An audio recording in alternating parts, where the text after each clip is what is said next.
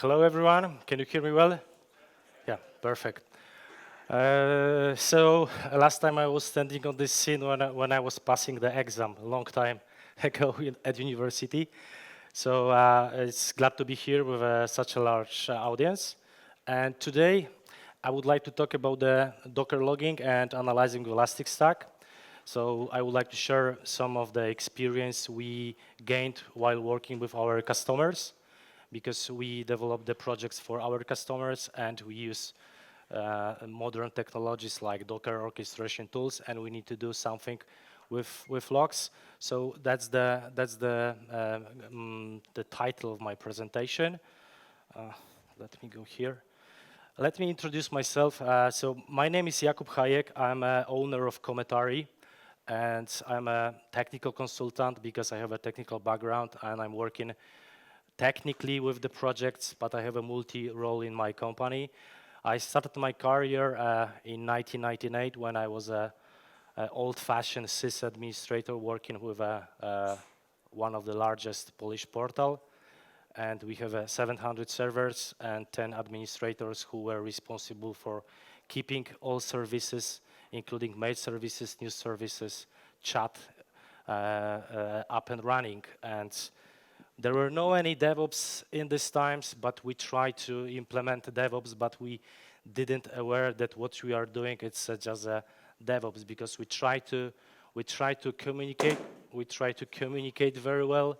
We try to talk with other colleagues and express what we are going to do and how we can collaborate together, because this is actually, for me, what DevOps is about. It's not about the how we are familiar with all these tools, but how we can implement them working together with our teammates, with our colleagues, because if you are working alone, we are not able to achieve many things. So that's actually what DevOps is about for me and for my colleagues who are a part of my company. And that's that technology, that culture we try to implement for our customers by providing consultancy, providing workshops, and of course software services, because it's all about the software. And what are our expertise? We are working very closely with Elasticstack, because all of our projects have somewhere one of the Elastic components implemented. So we use Elasticstack for log analysis, mostly for log analysis, because we work on the time-based data, which continuously fly from the system to the backend, to the Elasticsearch, and of course we are everything doing in cloud. We are from the travel tech industry, because most of our customers have some experience with travel. So basically speaking, they're just booking flights, hotels, cars, and etc. But we are not only integrating for them their API from Sabre, Amadeus, and any other, let's say, booking, but we are trying to provide more values for them by using actually Elastic and of course containers. So just a short introduction. And this is actually one of my motto, which I try to express many times when I have different meetings with colleagues, in conferences, that we, like engineers, should try to develop the things which provide some values. We don't just implement technology, but we should think about what are the values and what other team members, let's say from business intelligence, data scientists, what they can get from solutions and software we developed.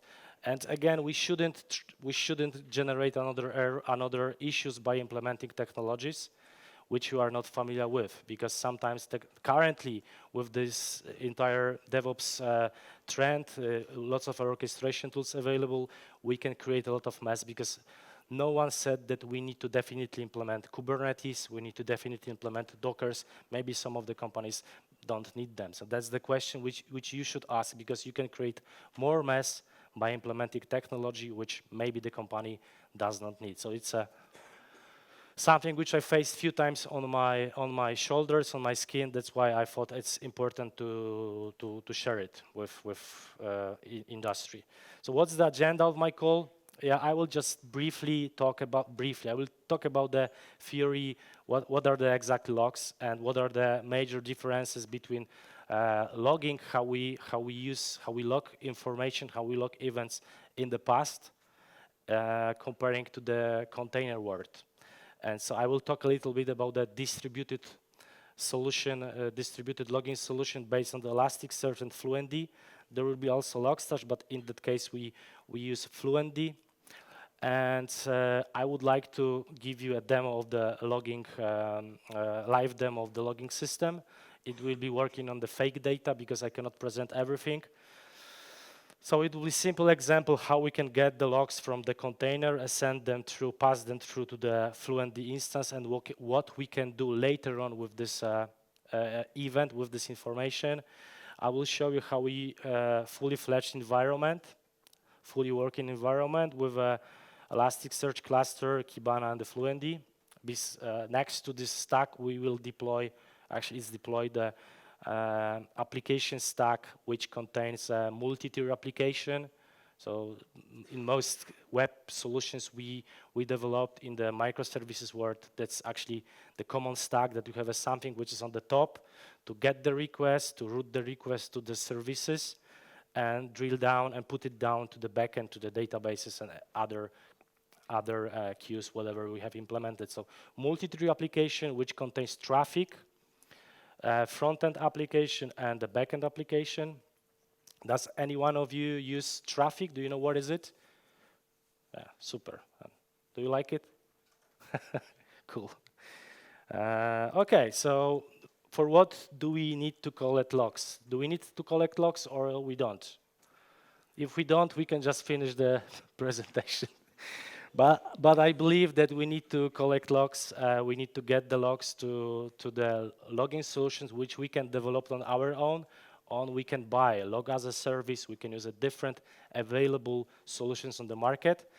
But sometimes we cannot just buy a service because of the different contract with the customers. They want to store the data in their data center. They want to know where exactly the data are stored, even what particular server is responsible for it.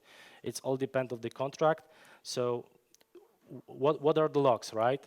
So the logs are just the stream, this is a very important word, is a stream of the aggregated data.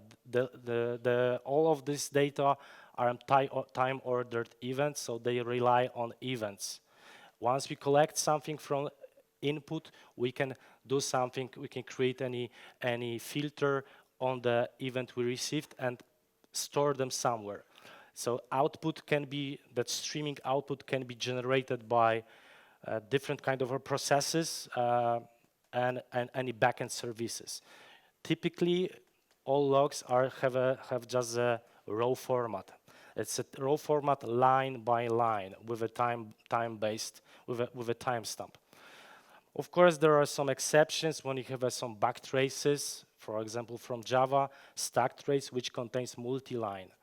And that's the actually challenge when we are talking with the container, because in some cases Docker cannot send you the very large event and it's split to two in the partial. Of course, you have a specific metric which you can indicate that it's a partial, so that was split by Docker, but this is kind of a challenging. And of course, logs have no beginning. There are just flying flows continuously from the system to another system, or just stored directly on the local environment, local server. What we should consider once we are thinking about the logs. So again, this is my thoughts which we have to consider. So logging is not cheap. It's not fun, and it's a lot of mess, because there are plenty of the applications, various applications, which generates different type of logs. And because of that, it requires a lot of computing. I mean, storage, CPU, memory, because you need to probably keep the data for the specific time, maybe 1 month, maybe 4 months, or maybe much longer because of the regulation you have in your company or your customer already have signed. So it's expensive if you would like to search against all these logs. It's expensive if you'd like to correlate the data. So all these things, you need to think about it once you design the system, because it's you cannot imagine how many data you can get from a few microservices, few services. And even if you have a requirement to have a live data, it's again can be more expensive because you need more resources. If you have more resources, you need to have a more team members to maintain that solution, because it's not just that you're running and it works without any maintenance. So you need to also consider that you shouldn't log everything, because I have heard the approach, let's log everything because one time we will need that specific piece of the information, that specific row. You need to decide what you are exactly would like to log and define the contract with your customer, with your business owner, with your product owner. Okay, those data are crucial for us. This is what we have to keep in our system. If you have a lot of data and use any backend, for example, Elasticsearch, you need to have any logging retention, any housekeeping solution just to remove the older data. In our scenario, in our use case, we use Curator when we can indicate what to do with a specific data which are older, let's say, than 4 months. And Curator can do some extra work with those data. Yeah, I recommend to use Elasticsearch to keep the logs because it's distributed. You can easily scale it up horizontally by adding another node. The question is, if you need to have an expert. You need someone who is familiar with Elasticsearch, because it's not just installing the 3-node cluster and you are ready to go. You have more data, you need to think about how to scale it up, and you need to understand how Elasticsearch exactly works. So you need to know what is the scaling unit, its shard, and how to define the number of shards, and based on that you can start with developing your own solution. If you are doing for fun, if you are doing that project for fun, like I did on my computer, it's enough to have a few VMs and it should work. But in real production environment, when you would like to provide some values, some insights for your business, you need to have a reliable environment, which costs money, which costs energy, which costs time of all engineers. So we can split the logs in the production into two parts. So we can have a service logs, which can be just a simple web access logs. We can have a transaction logs. We can have a distribute any trace information, which can be generated by our apps. And on the second side, we can have just a system logs, which are directly taken from host machine. So it might be generated by syslog, might be generated by any other auditing services, and of course we can have a very basic operating system metrics also generated by system. For what we use these logs, so service logs, we use for business. That's why I mentioned at the beginning that you need to be involved in the many you need to be involved like an engineer, like a DevOps engineer, in many teams in your system. You need to understand what's exactly is your business, why you are implementing those tools. It's not just because they are fancy. They should provide some values, some measurable values. And if you have a logs for business, you can easily create some KPI. You can use them for machine learning, which is very fancy word right now, and predictive analytics, another fancy word. Log services, probably we are the most familiar with this kind of logs. They are for monitoring, to finding the bottlenecks, and for troubleshooting.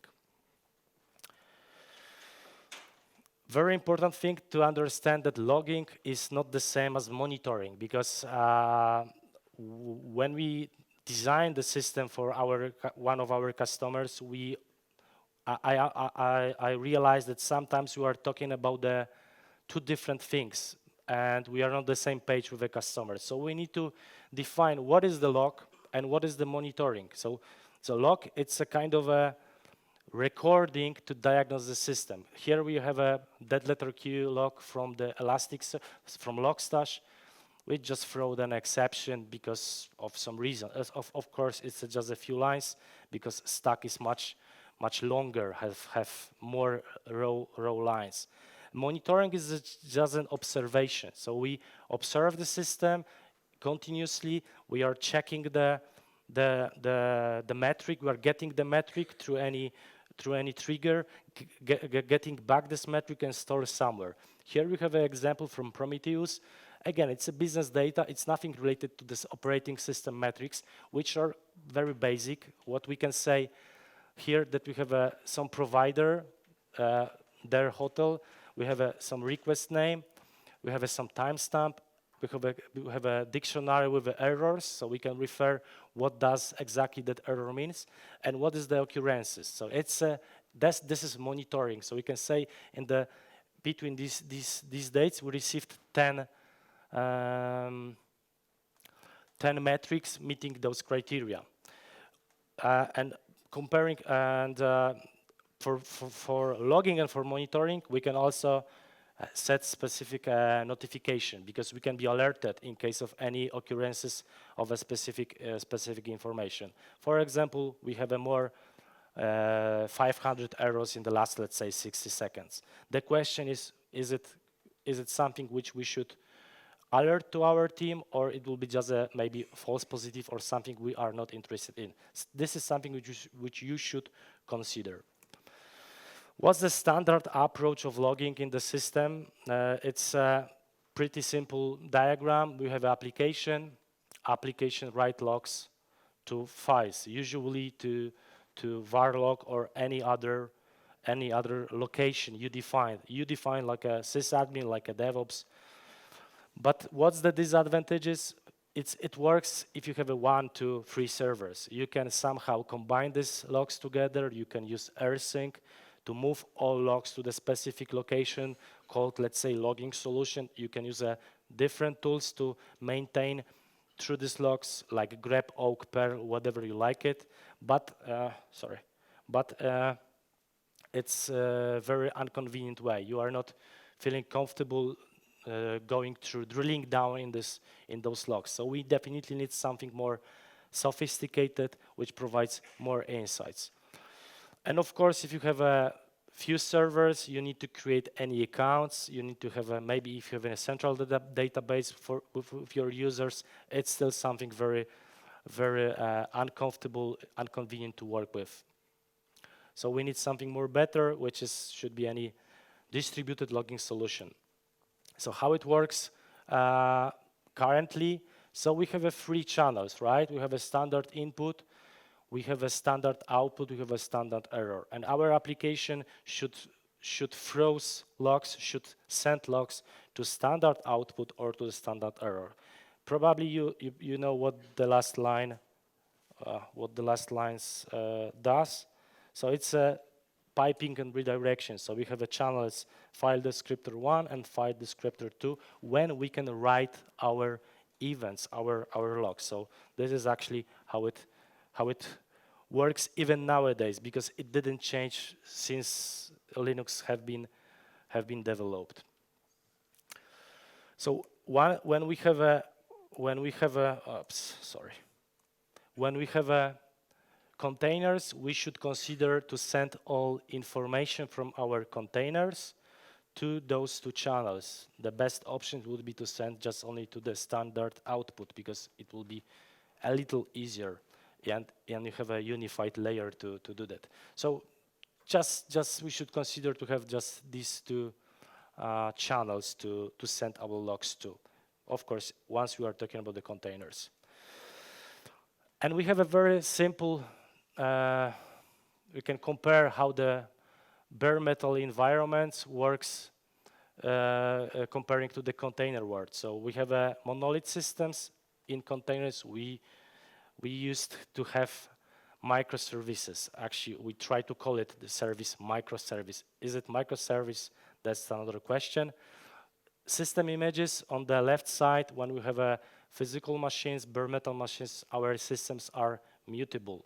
So we can change everything, we can change the log, we can do some imperative change on the system, which is not what we would like to do in the container, because in container we have everything immutable. So we have a image, Docker image, base image, and inside that image we should have code, and that this is immutable, and that image you are deploying to your environment. Maybe it is Docker orchestrated by Docker Swarm, Docker Kubernetes, or any other orchestration tool, but the image should be mutable. So that means that you are not able to write anything inside your container. And that's the challenge, because there are no any local data comparing to the classical environment, because everything is ephemeral. Once you write any data inside the container, once you restart the container, the data will gone. You will not have this data back. So you need to somehow deal with that and do something with your logs. In regards to the network, you have a physical address in your server, you can SSH to it, you can do something with logs, you can push or pull the logs. In regards to the containers, when we have a logical cluster consisting of few servers, or logical cluster, you don't know where exactly your containers are deployed, so you cannot connect to them. Container needs to somehow send the data to central logging solution. And environments, so it was managed by manually. Maybe you have any automation. Currently, we have orchestration tools. Logging, syslog, and rsync. And one note regarding the monolithic, I believe that there is nothing wrong with monolithic systems unless you know what is inside your monolith, and you can set the boundaries between your business domains. And you have any specific growth of the traffic, you can take that boundary and you can take that business domain, that specific feature, and spread it and develop it like a microservice. On demand should be in quote, of course, because it is taking some time. But don't start the projects. And I need to have a microservice because everyone is developing microservices right now.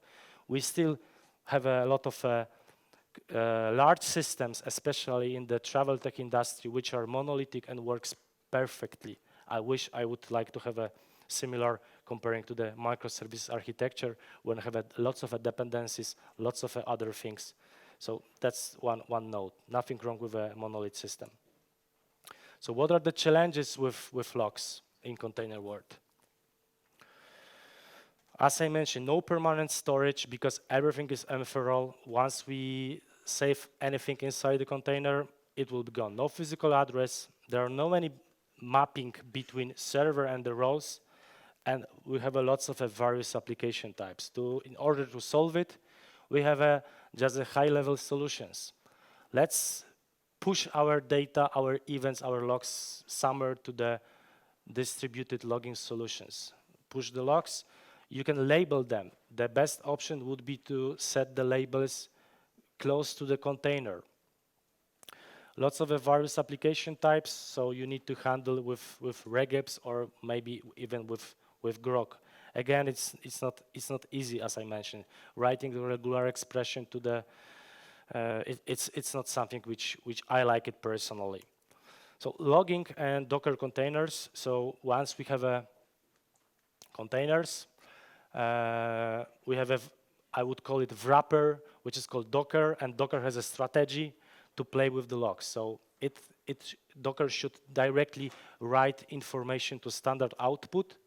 Let's say it's a hello world, and push that information to somewhere, to any distributed storage.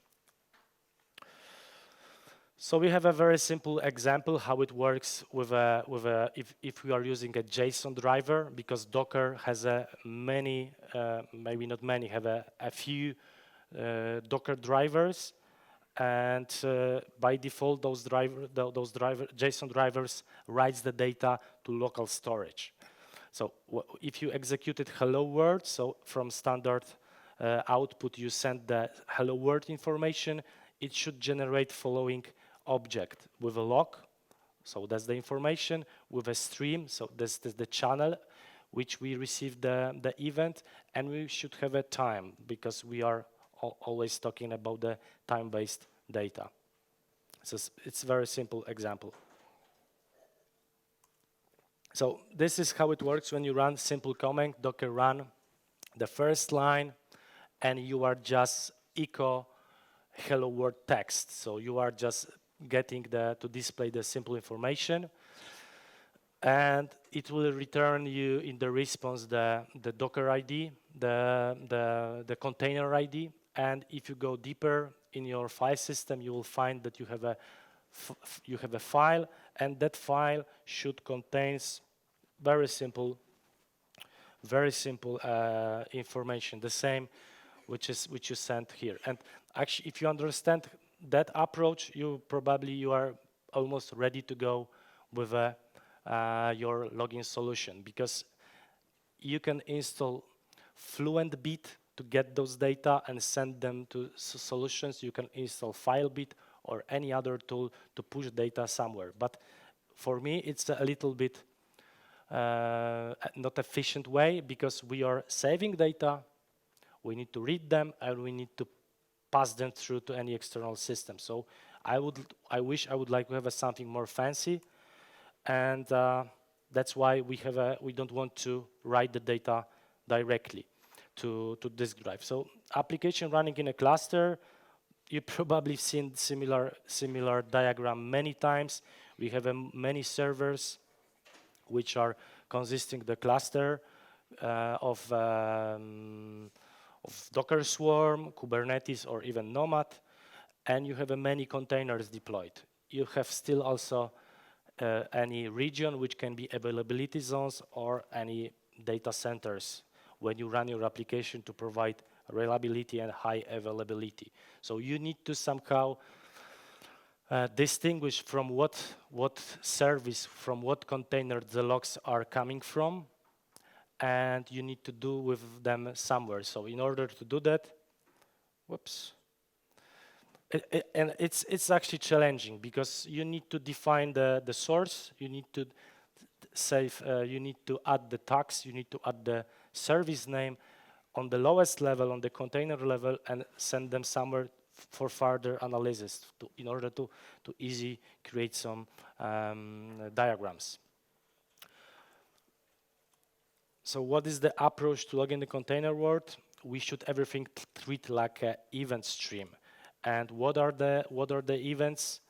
Once we are talking about the containers, so everything should be stateless. Again, we cannot save anything on those nodes, because for me it's not efficient way to read the data and write the data, read the data and pass them through somewhere. We should treat everything as an event and try to not write anything to the local storage, just send them to the external system.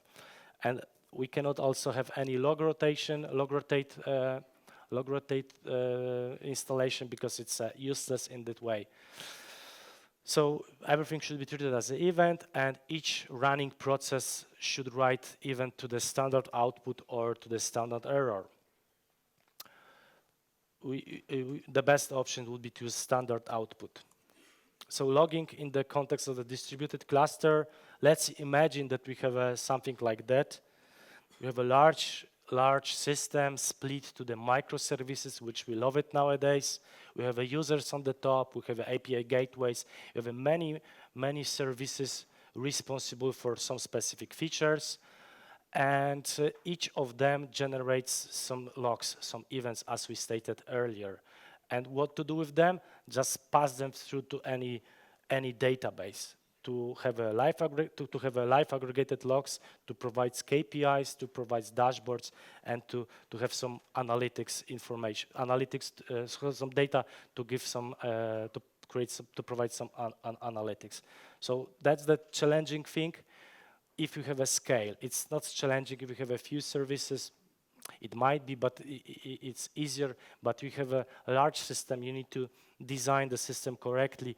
Consider these remarks which I presented at the beginning. Of course, you can use grep to go through these logs, but it's not something which we would love to do that. So what are the solutions for central logging system? We can have a Logstash to process the data, which is ETL tool, extract, transport, and load data to Elasticsearch. We can have a Fluentd, we can have an Apache Flume, and many, many more tools. In our use cases, we use Logstash and we use a Fluentd, depending on the use case. We have an installation running on the Logstash. When you have a Logstash to Logstash communication, and we have a Fluentd, the same approach, maybe a little easier, lightweight solutions is Fluentd, but again, it's a totally different approach. So once we have a logs, we have a log collector, and we have a storage. And we can have a few examples of the storage where we can store our data. So of course, we can use S3, we can use MongoDB, HDFS, and Hadoop, and of course, Elasticsearch. And I like it very much, Elasticsearch, because I'm familiar with this tool, and I know how to use it, how to scale it up to provide the reliable environment. And of course, we can send the data to standard output.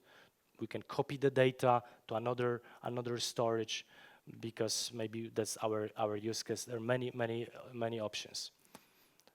Standard outputs usually we are using for debugging once we all try to use to debug something. Let's talk about what is the Fluentd, because I would like to show you by the end the Fluentd, very simple use case. So Fluentd is a data collector. It's a very extensible and reliable solution. Can be easy scaled up. Of course, it's they have a Fluentd, which is CNCF, Cloud Native Foundation tool, but Fluentd also works perfectly in the with Swarm, with Kubernetes, and with other tools. It provides unified logging layer. So everything which is coming from servers, coming from containers, it's unified, and it has a JSON structure. When you have a JSON structures, when you have a JSON objects, you can create search queries, you can create visualizations, pointing directly to a specific field in your JSON object. It has a pluggable architecture. There are on their website there are more than 2,000 available plugins which you can use to create some data collection sets, to process data, to parse data. And very important things is to have queues, any buffering, because we can have a lot of data coming from containers, and from the other side we can have a lot of data which are saving to our storage. So that storage might be for some seconds not available. And what to do with data? We need some buffering features to prevent data loss. Even if you have data collectors, two data collectors communications, and also data collector to your storage. It's still very important to think about having any buffer, any queue mechanism to develop it, to use it. It already have a built-in high availability features and load balancing. So that's very, very useful, that you don't have to maintain that. And it's of course very easy to deploy on all available orchestration tools.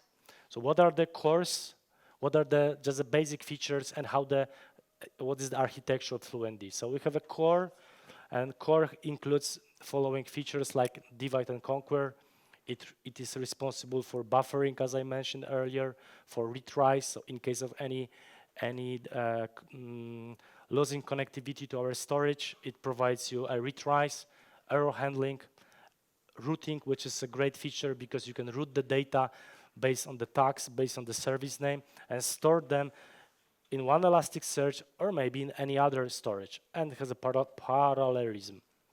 From the right side, you have something like plugins, and those plugins have has a following features like reading, processing the data, buffering the data, writing the data, and format the data. So on each of those levels, you can have a plugins. So this is how unifying layer, logging layer looks like. So we have services on the top. Services are writing the data, raw data to our collector nodes. And collector nodes, we can have one collector nodes, or we can have aggregator nodes, depending on the scale. So again, it's not cheap because you need to have resources to run it.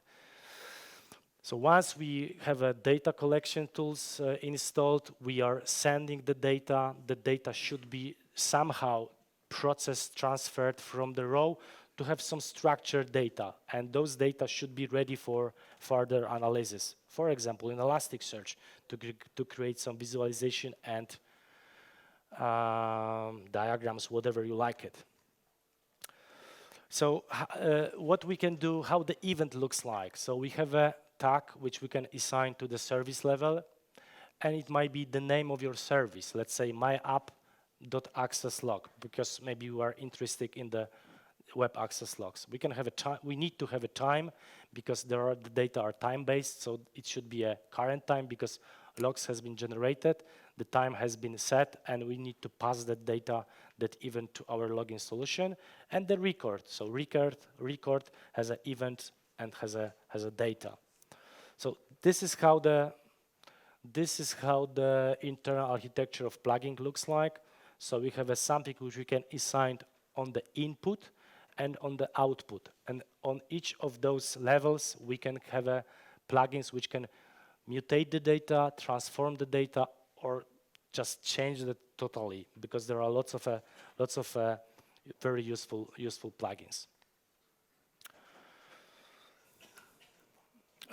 Another diagram, maybe a little, let's go a little deeper. So we have a tag, we have a time, and we have a record, and we have a router. It's running on the input level.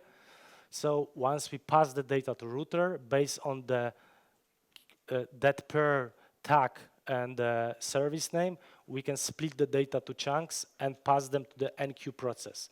On that level, we can do some processing, we can format the data, we can write the data. If the storage is not available, we can try to write once again.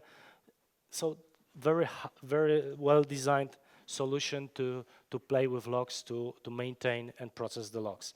Once the data is processed correctly, let's throw it to the Elasticsearch, just to the output.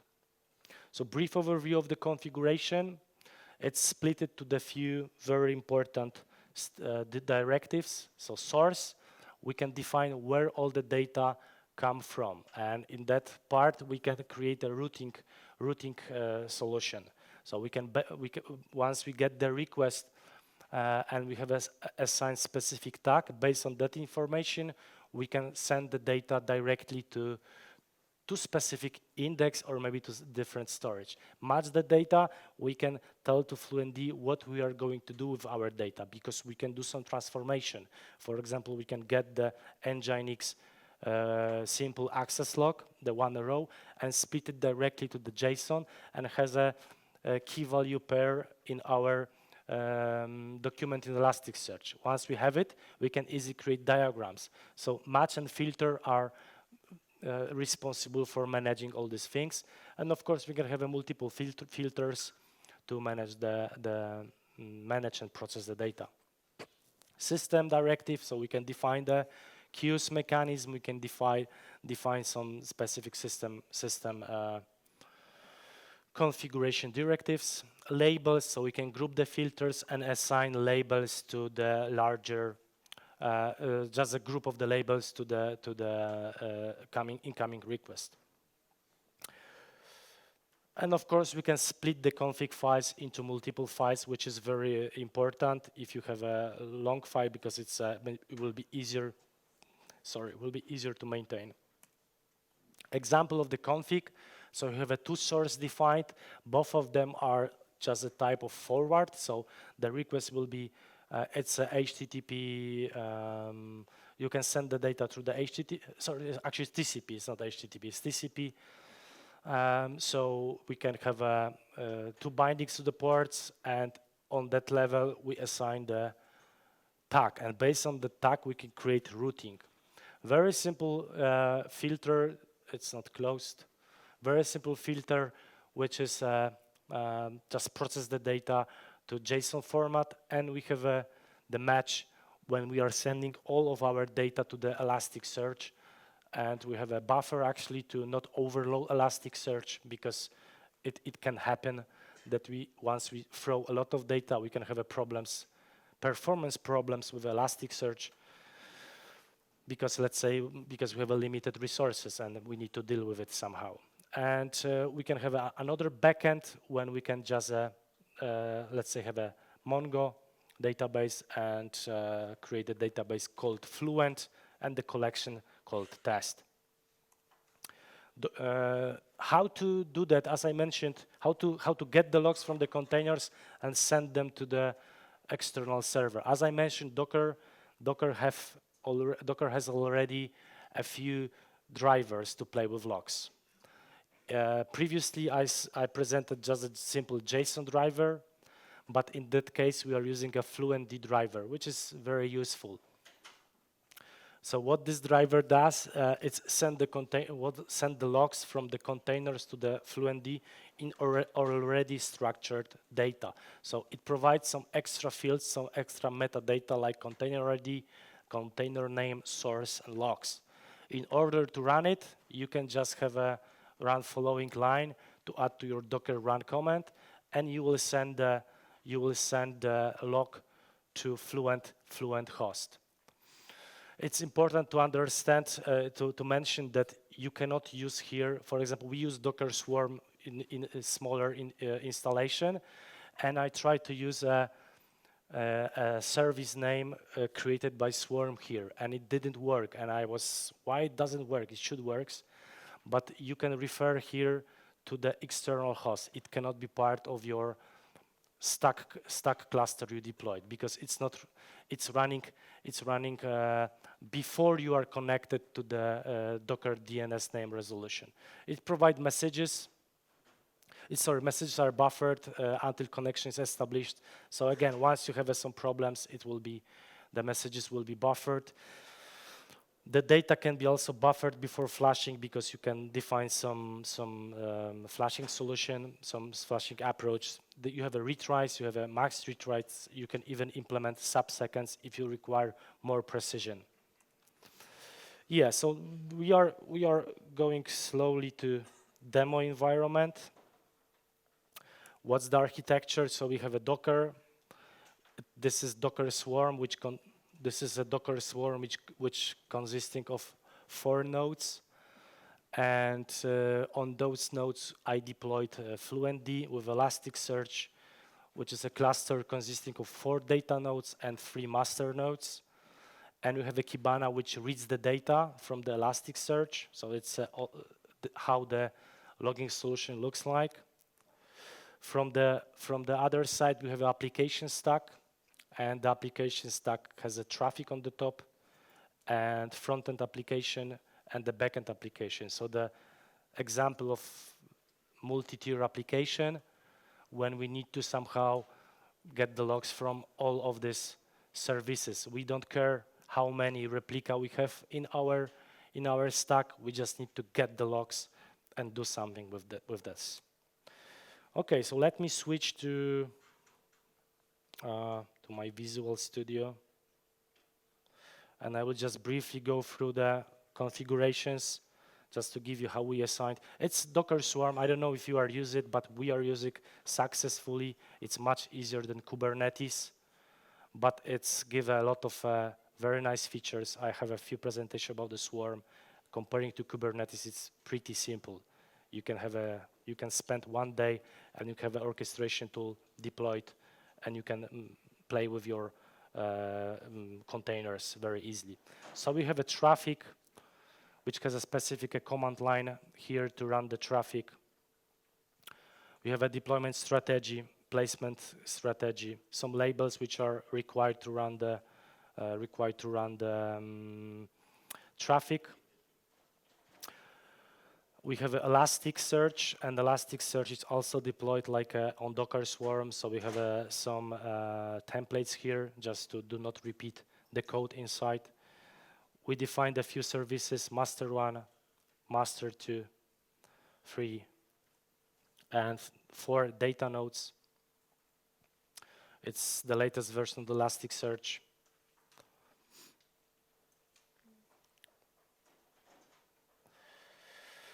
Okay, and Fluentd, very simple configuration file in YAML, because we are all YAML engineers nowadays. So here is we are passed through the injecting environment variables to have connectivity to Elasticsearch, and we have a Fluentd config. Why it's empty?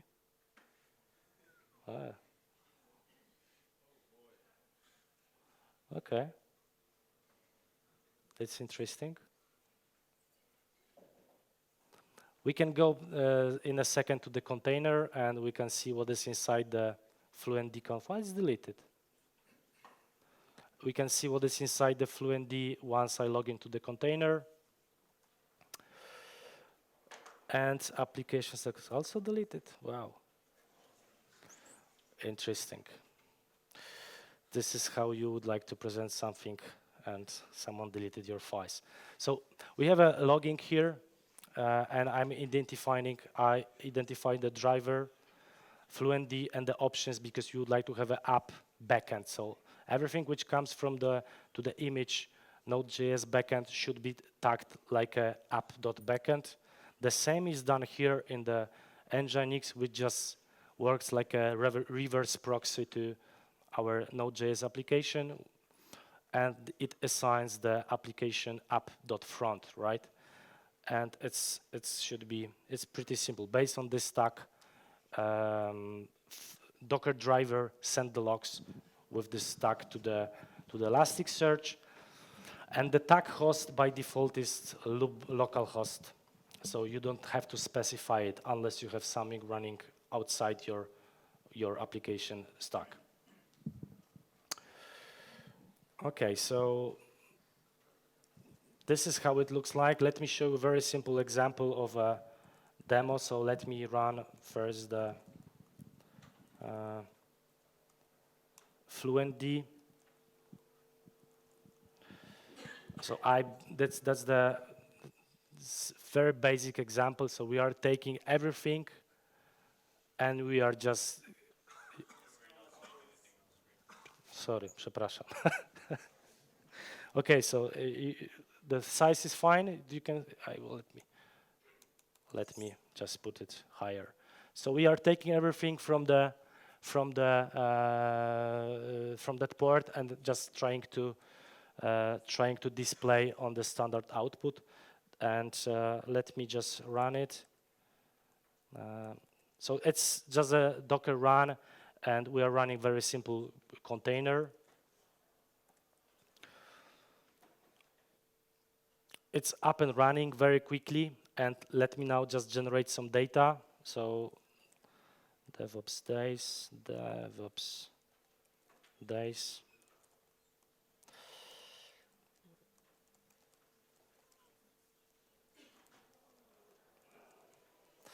And let's try to generate simple event.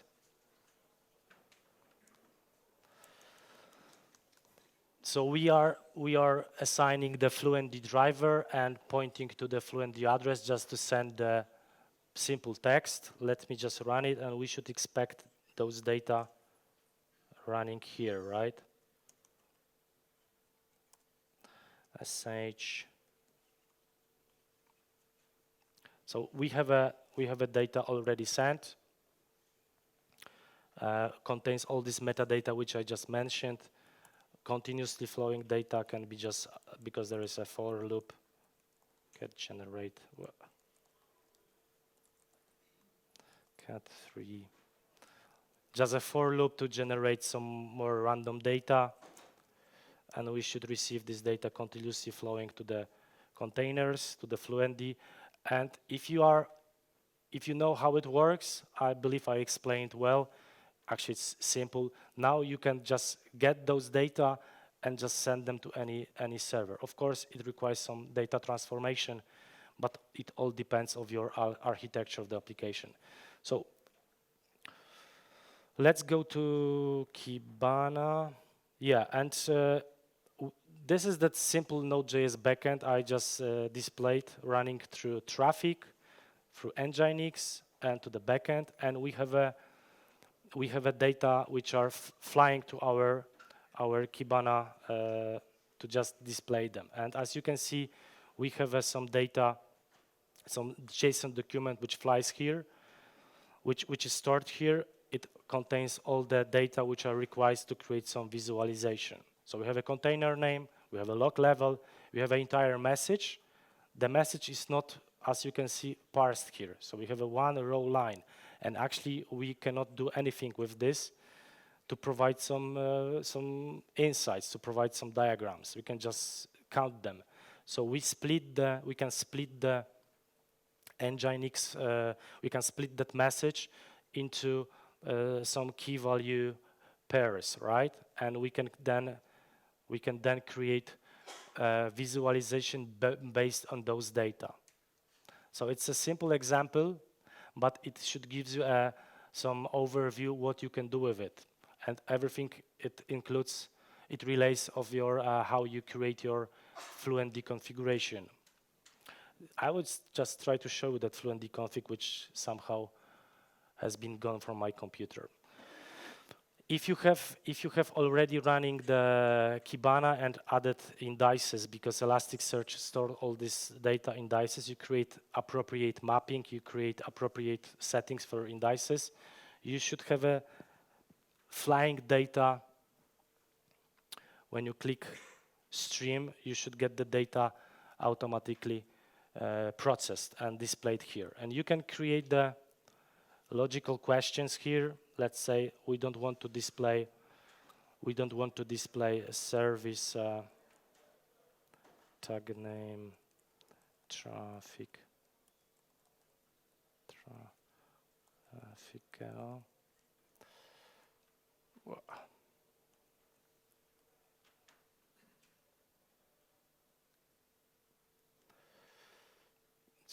We should just get the data from the, just a second.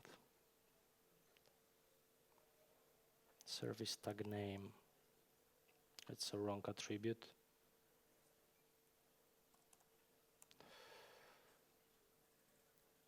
Whoops. Okay, and we have just data from which does not meet traffic.go. So you have a very simple example. And actually, that's all about that, because this is simple, right? But I would like to show you just briefly what we are using to provide some business insights, because that will be more interesting for you. We are collecting the data from the large system. There are 1.6 million of documents daily, and based on this data, if you have a structured data and you talk with your developers, you can create very nice. So you can give me the feedback if you like it. You can contact me through my Twitter. And that's all. Thank you so much.